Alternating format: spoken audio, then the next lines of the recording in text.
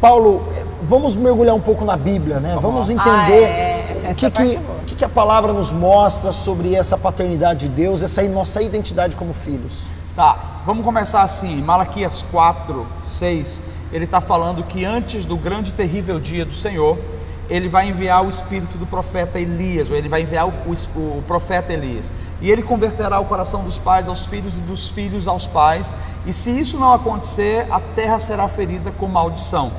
E vamos colocar que a terra é o próprio homem, o próprio coração do homem, e a maldição é justamente a ausência dessa herança, desse legado, dessa presença paterna. E que maldição é essa? A própria orfandade no coração do homem. Então nós entendemos que todo o projeto de Deus é a restauração da identidade, no caso de filhos para com Deus. Então quando a gente vê que o Senhor está dizendo que antes dele vir, ele vai enviar uma grande revelação por toda a terra para restaurar corações. Quando a gente pensa também sobre essa questão dessa identidade, que no caso vai vir no formato de Elias, que é convertendo o coração dos pais aos filhos e dos filhos aos pais, nós enxergamos também quando Paulo, ele começa a falar sobre paternidade. Então Paulo, ele se levanta e ele se coloca como um referencial diante de muitas pessoas. E ele diz, ainda que vocês tenham muitos mestres, a palavra usada aqui é aios, ainda que vocês tenham muitos aios, todavia vocês não têm muitos pais. E o que seriam os aios? Seriam mestres que estariam fazendo o papel paterno, cuidando das pessoas, mas era meramente para instruir na lei, instruir nos costumes culturais. E Paulo estava dizendo, a paternidade ela vai além de um mestre. Eu não sei se você está entendendo, mas você pode ter um mestre, você pode ter um tutor, alguém que é influência sobre a sua vida, mas existe alguém que vai ter um papel paterno sobre você. E essa pessoa que tem um papel paterno sobre você é a pessoa que vai liberar você para o seu destino, ou melhor, liberar você em um propósito. Essa pessoa que tem um papel paterno sobre a sua vida, ela vai ativar os seus sonhos, ela vai ajudar você na ativação dos seus dons, e ela vai dar a você um sentido na vida. E Paulo, e por mais que a pessoa não tenha isso no seu pai biológico, Deus nos dá isso, né? Interessante, Ney, nós somos exemplo disso hoje. Sim. Aqui, eu e o Lucas, nós não tivemos isso. Então Deus é a referência principal, e eu sempre pensava a respeito disso da seguinte maneira: cara, por que Deus não permitiu um pai? Primeiro, ele vai permitir, obviamente, mas não era a vontade dele. A vontade de Deus é que todo mundo tenha um pai, porque mãe e pai faz parte do projeto de Deus para nos estruturar saudavelmente a nossa identidade.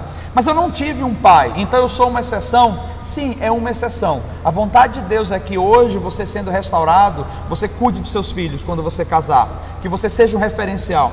Então vamos colocar dessa maneira: se você não tem um pai, Deus vai levantar outras pessoas que vão se tornar referenciais para você. Agora, isso traz para nós a responsabilidade. Você é pastor, sou pastor, nós somos pastores. E qual é a nossa responsabilidade? Cara, se eu não estiver representando bem a paternidade de Deus, eu estou fazendo um desserviço, eu estou destruindo pessoas, eu estou desviando pessoas.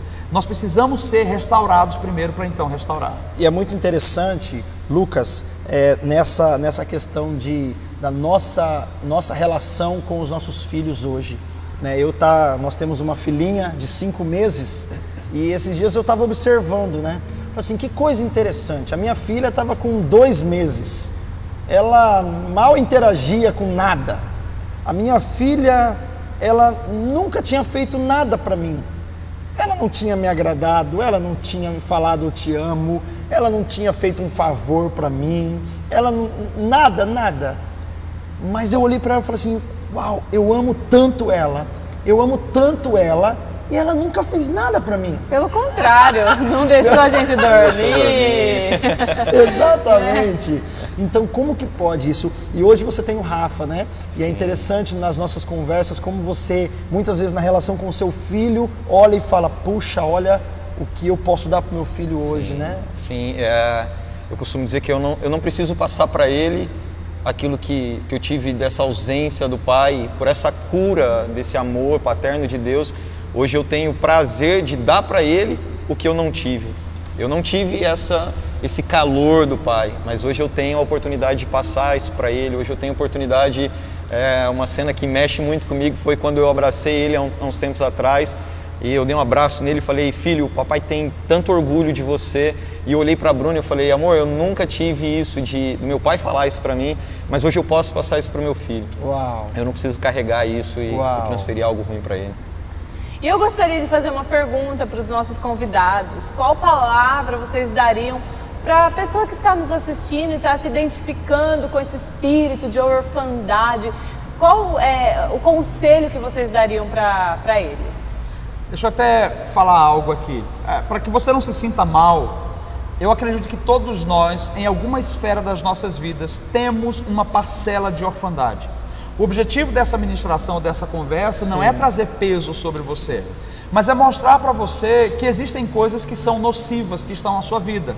O que é que a orfandade faz? Primeiro, a orfandade ela não te deixa pertencer a nada.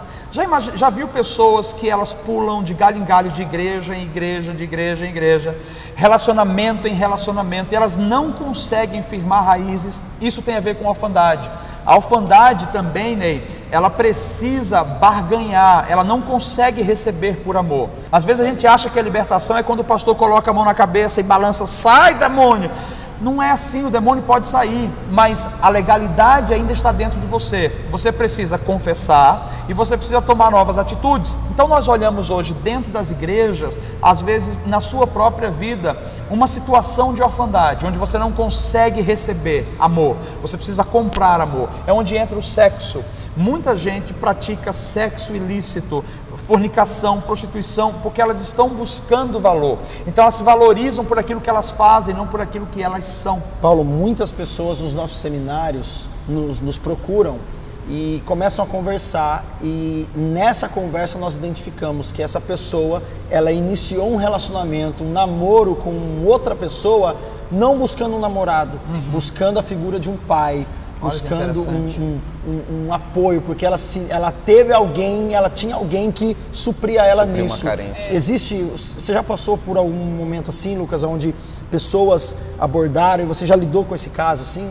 Sim, e até inclusive a questão do relacionamento nessa fase do namoro e até adiante a questão do casamento, onde essa transferência começa no namoro e vai para o casamento, onde às vezes a esposa ela não teve um pai e ela transfere para o marido uma responsabilidade de pai, onde na verdade ele não é um pai, ele é um esposo, ele é um marido, ele não vai conseguir. E daí vem conflitos, e daí vem problemas. Interessante isso.